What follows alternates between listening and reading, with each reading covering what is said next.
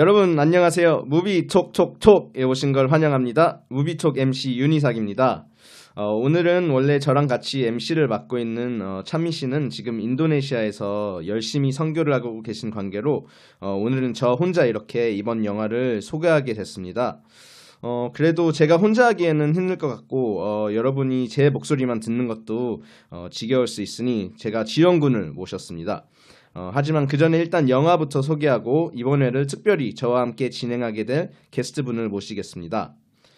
자, 이번 영화도 저희 1회 신과 함께와 2회에 나눴던 블랙팬터만큼 2017년 후 2018년 초반에 큰 이슈가 된 영화를 저희가 선정했어요.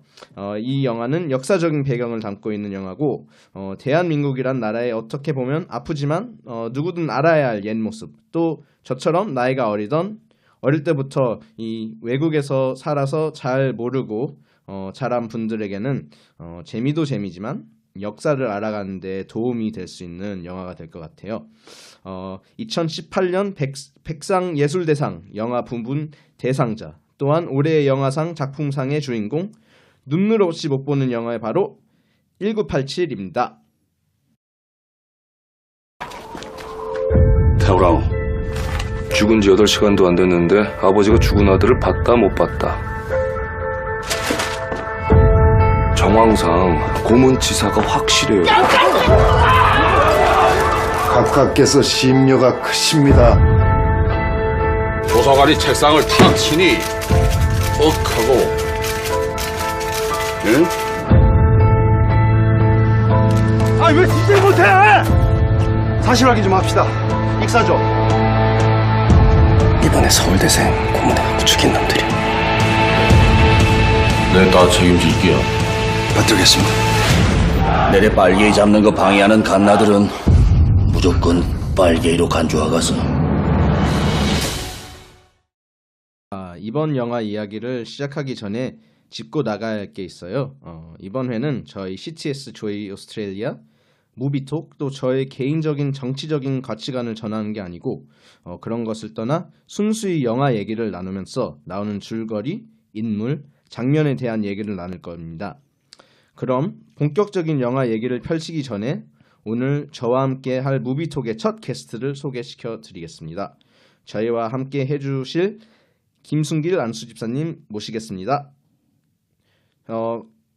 김 집사님, 저희 무비톡의 첫 게스트 MC로 나와주셔서 감사합니다. 일단 자신 소개 좀 부탁드릴게요. 네, 안녕하세요. 저는 10년 전에 호주로 이민 와서 지금 시드니 그랜우드에 거주하고 있는 김순길이라고 합니다. 반갑습니다. 네, 제가 이렇게 부탁해서 나와주셔서 감사한데 제가 저희 프로그램에 나와달라고 부탁드렸을 때는 어떤 생각부터 들으셨어요? 사실 이렇게 주님께서 귀하게 사용하시는 방송에 이렇게 나올 자격이 없는 사람인데 오늘 진행자분께서 간곡한 부탁의 말씀을 듣고 거룩한 부담을 가지고 또 기도하는 마음으로 참석하게 되었습니다.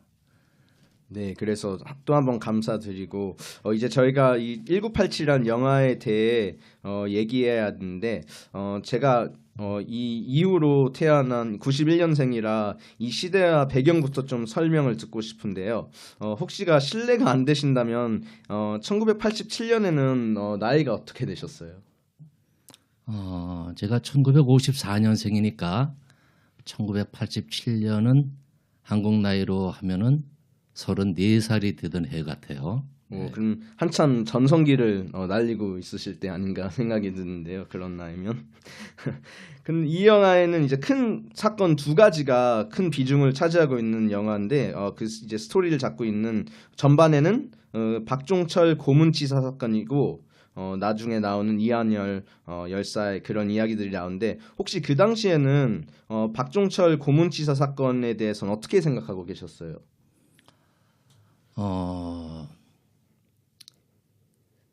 단순하게 그 사건 자체로만 본다고 하면은 그 당시로서는 정말 또 아까운 젊은 대학생이 또 이렇게 사망하는 사건이었구나라고 하는 작은 사건으로 볼 수밖에 없었던 그런 분위기였던 것 같아요.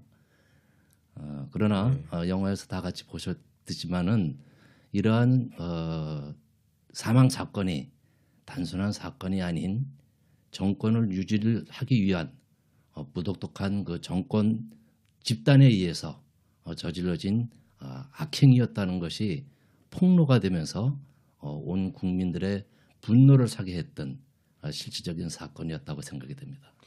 예, 그래서 제가 처음으로 궁금했던 거는 그 남영동에 있던 시설이 있지 않습니까? 거기에서 그런 일들이 일어나는데 사람들은 알았나 생각들 들고 그런 거에 대해서 어느 정도 알고 계셨어요? 이 사건이 일어나기 직전까지는 아마 일반 시민들은 그런 건물이 있는 것은 알았지만 그 안에서 어떠한 일들이 있었는지는 아마 대다수 모르고 지내지 않았을까라고 생각이 되어집니다. 네. 네, 그럼 이제 그 일이 지나고 이제 30년이라는 시간이 지나고 이 영화를 보시면서 그때는 모르셨던 거나 새로 배우신 거, 이 영화를 통해서 또한 생각이 바꾸신 점은 있나? 글쎄요. 이 영화를 보신 분들은 다 같이 공감을 할 수밖에 없는 뭐 그런 내용이 되겠습니다만은 특별히 이 1987 이 영화는 어떤 가상적인 시나리오에 의한 그런 영화가 아니라 실제적인 사건이 있었던 내용을 토대로 해서 실명을 전제로 해가지고 영화화했다는 데서 큰 의미가 있는 것 같고요. 특별히 내용을 영화를 보신 분은 다 같이 아시겠습니다만은 정말 젊은 대학생의 그 두 생명이 박정철 군과 또 이한열 군, 이 안타까운 생명이 군부 독재에 의해서 인권이 그 무참하게 그 짓밟혀지는 그런 사건이었기 때문에 저는 이 영화를 사실 첫 번째 보면서 그 시대에 같이 살아왔던 사람으로서 눈물이 앞서가지고 네. 끝까지 보지를 못했어요, 사실. 네. 예.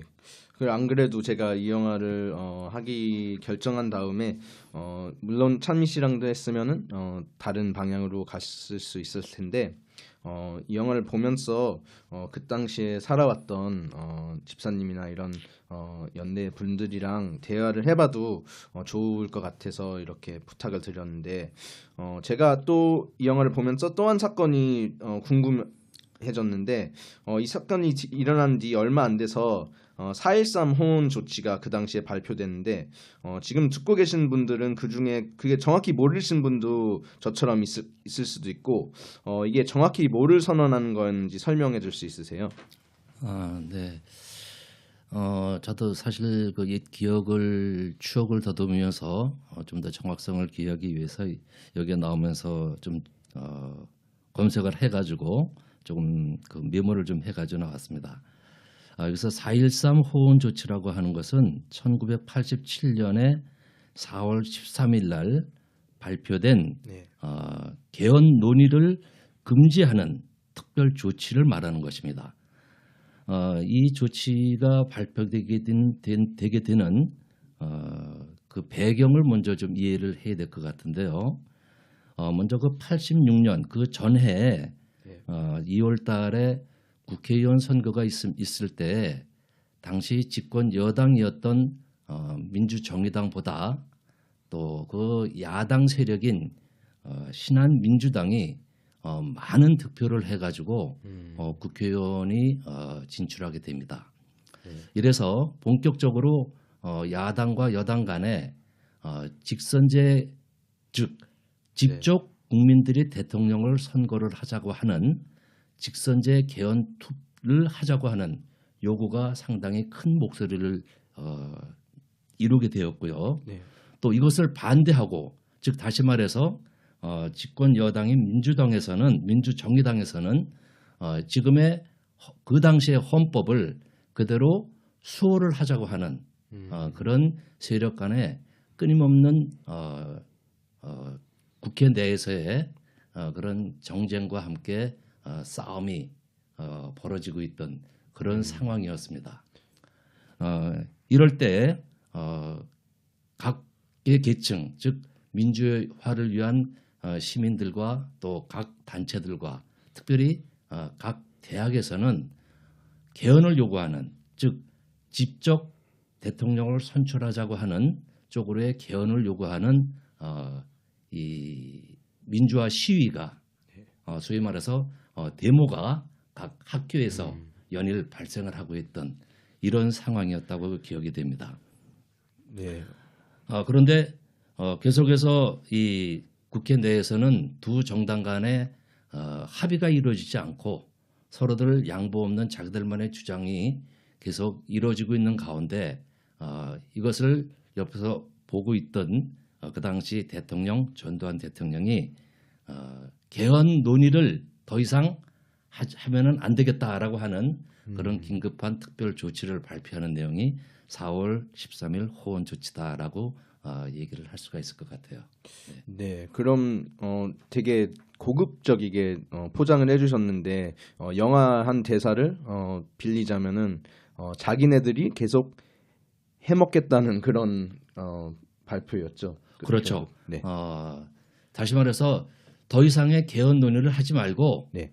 처음부터 자기가 약속했던 그 당시에 그 헌법으로는 7년 단임제로 인해서 1981년에 대통령이 된 전두환 대통령 본인이 네. 약속대로 헌법대로 7년 뒤인 88년에 자기가 정권을 이양을 하겠다라고 하는 약속을 지킬 테니까 네. 더 이상 시끌벅적하게 그렇죠. 개헌을 논의하지 말아라라고 네. 하는 그런 조치를 취한 것이라고 생각이 됩니다.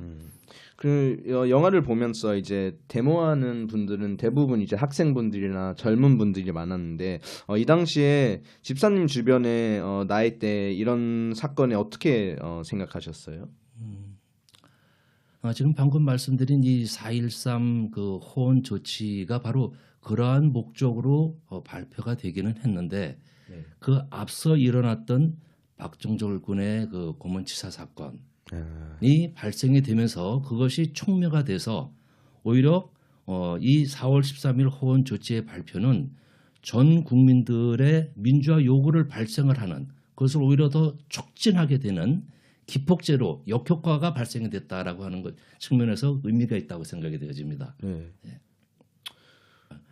이 6월 29일 날 당시의 그 집권 여당이었던 민주정의당 이 국민들의 요구를 수용하겠다. 즉 다시 말해서 직접 대통령을 선출하는 것으로 개헌을 하겠다라고 하는 그 뜻을 수용하는 소위 말해서 6.29 선언이라고 말을 하는데요. 네. 그 발표를 하게 됩니다. 네, 그런 사건이라고 생각이 되집니다. 네. 그리고 또 궁금한 게 같은 학교를 다니셨으니까 지금도 있다고 하는데 김 집사님이 대학생 시절 때도 이 만화 동아리가 존재했나요? 뭐 존재는 했었던 것 같은데 그렇게 네. 많이 활성화되지는 않았었고요. 네. 제가 대학을 다니던 때는 사실 1970년도 초반에 이었는데 그때는 이 만화 동아리보다도 연극 동아리가 상당히 성행했었어요. 네. 그 뜻은 어떤 그 당시도 삼선 개헌이라고 하는 그런 이 폭정이 이루어지고 있는 그런 계엄령 하에 그런 상황이 많이 오랫동안 지속이 되었기 때문에 그런 것들을 풍자한 연극으로 이렇게 표출하려고 하는 젊은이들의 동아리 활동이 많았던 시절이었다고 생각이 됩니다. 네. 그럼 그때는 만화보단 또 더 적적인 그렇죠. 연극이나 이런 예. 걸 통해서 예, 또 예. 표현을 예. 했군요. 이런 게 제가 영화를 보면서 되게 궁금해서. 그리고 마지막으로 이한열 열사의 장례식에는 이제 100만 명의 인파가 모였다고 하는데 이 정도면은 최근에 있었던 촛불 시위들만큼 큰 규모이잖아요. 그렇죠. 혹시 그러면 집사님도 참석을 하셨어요? 저는 직장으로서 근무 시간이었기 때문에 네. 실질적으로는 그 현장에는 참석을 하지는 못했습니다만은 이 이한열 군의 그 그 민주 국민장으로 지정했던 그 시청 앞에 그 함성을 네. 제가 근무하던 그 회사 사무실이 아. 을지로 3가에 있었기 때문에 네. 직접적으로 그 함성을 아. 들을 수 있었던 기억이 아직도 귓가에 맴도는 것 같습니다. 네. 그러면 그 정도로 회사에 계신데도 그게 그 정도로 울릴 만큼한 그런 그렇죠. 네. 네. 그때는 뭐 모든 그 국민들의 그 촉각이 네. 아마 시청 앞으로 이렇게 집중하고 있지 않았을까 이렇게 생각이 됩니다. 네. 좀 전에 말씀하셨듯이 지금 이 사건에 말렸던 두 청년은 이제 저희가 흔히 알고 있는 이 스카이대 두 명문대를 다니고 있는 학생들이었잖아요. 그리고 정말 제일 마음 찢어지는 장면이 아마 이제 박종철 군이 이제 죽고 부모님이 이제 부산에서 올라오셨을 때 그 장면이 제일 이제 마음이 제일 아팠던 그런 장면이 아니라고 생각하는데 그때는 이제 이 부산에서 서울 대를 입학한 거였잖아요. 그렇죠. 제가 알기로는 집사님도 이제 지방에서 연세대학교를 합격하셨는데 그때는 지방에서 이런 명문 대학교를 입학하는 건 무슨 의미였어요?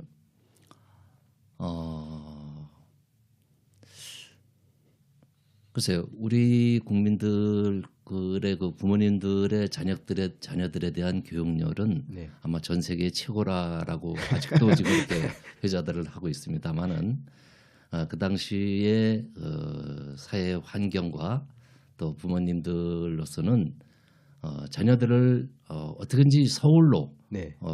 유학을 해서 공부를 훌륭하게 시켜서 당신과 같은 고생은 되풀이하지 않는 자식들의 어떤 그런 그 뒷바라지를 위한 그런 것이 가장 큰 그 목표였고 네. 우리 부모님들의 그 당시의 부모님들의 어떤 꿈이었다라고 생각이 되어집니다. 네. 그래서 그런 그 꿈을 가지고 모든 그 학생들이 열심히들 공부를 했던 시절이기 때문에 그런 꿈 속에서 소위 제일 가는 명문이다라고 하는 서울대와 또 연세대에 입학을 했던 그 두 젊은이들의 청년의 부모님들께서는 네. 큰 그 보람과 또 기대를 가지고 그 당시에 그 삶의 고통을 이겨낼 수 있었던 그런 힘이 되지 않았을까 그런 그 생각이 됩니다. 네.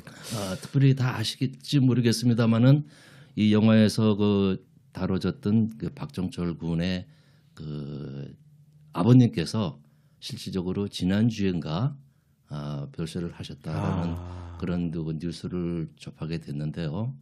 정말 평생을 두고 그런 그 기쁨을 가지고 보람을 네. 가지고 서울대에 이렇게 입학을 시켰던 우리 박종철 군의 아버님께서 이런 그 슬픔을 가지고 평생을 이렇게 보내셔야 됐다고 하는 그런 고통을 생각할 때 너무나 그 정말 마음이 아프고요.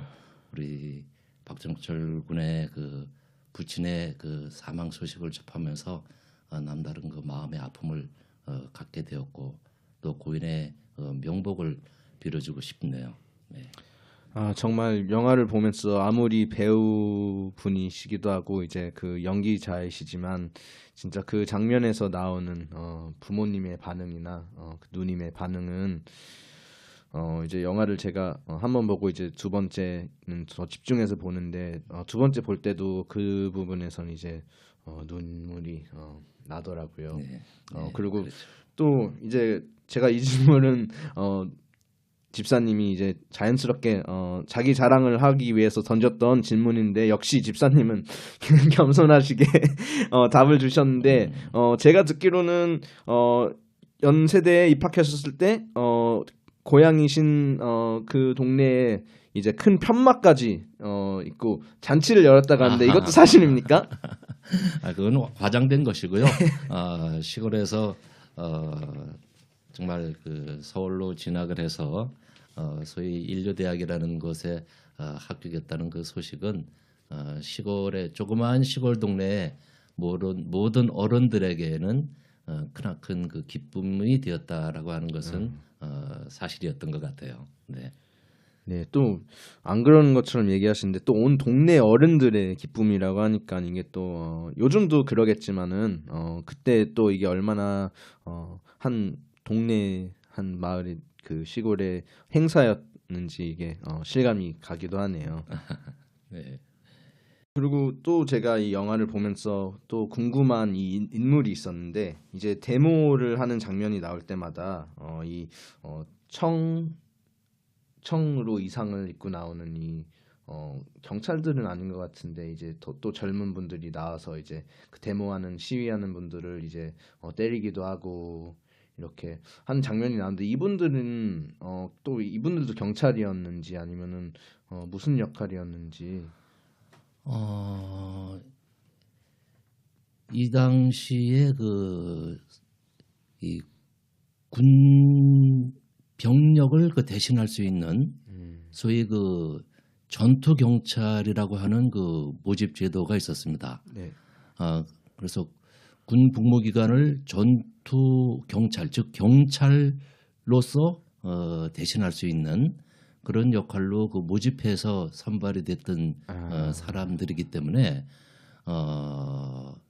이분들은 사실 이 영화에서 또 실제적으로 그랬고 영화에서 묘사될 때 상당히 악의 칼을 든 집행자로서의 악한 역할만 비치는 측면도 있었습니다만은 사실 어떻게 보면은 이들도 전투 경찰에 참여하기 전에는 똑같은 대학생 신분으로 있으면서 군대 대신에 이 경찰의 모집 기관을 대체할 수 있는 기관에 일을 했던 그런 사람들이기 때문에 좀 더 깊이 생각을 해본다면 이들도 어떻게 보면은 좀 피해자다라고도 하는 표현을 할 수가 있을 것 같아요. 네. 그러나 잘못된 정보에 의해서 또는 그런 조직의 어떤 윗선의 명령에 복종을 해야만 하는 부당한 명령에도 복종을 해야만 하는 그 당시의 어떤 잘못된 풍토 속에서 빚어지는 그런 모습들은 더욱더 또 다른 하나의 슬픔을 갖고 있는 그런 장면들이었다고 생각이 되어집니다. 네, 그렇게 생각해 보면 또 네. 이제 생각이 달라지네요. 저는 그냥 이렇게 위에도 청 자켓을 입고 밑에도 청바지를 입고 나와서 이게 눈에 잘 띄어서 이 사람들은 뭐 하는 사람들인지 제가 궁금했거든요. 네, 그럼 저희가 이렇게 너무 즐겁게 얘기를 나누고 제가 궁금한 게 너무 많아서 질문을 많이 하다 보니까 이게 1부는 여기서 마치고 2부에서부터는 또 다른 얘기를 본격적으로 하게 될 것 같은데 지금까지 들어주신 무비톡 청취자분들 감사하고 저번 주에 말했듯이 궁금한 점들이나 의외가 있는 분들 이런 점들은 ctsjoyaustralia@gmail.com으로 질문들이나 이런 거를 보내주시면 저희가 또 답을 해드리고 이럴 수 있고 그 이메일 주소는 ctsjoyaustralia@gmail.com입니다. 그럼 이번 주 같이 함께 해주신 김순길 집사님 감사하고 그리고 지금 함께 해주신 무비톡 청취자분들 모두 감사합니다. 감사합니다.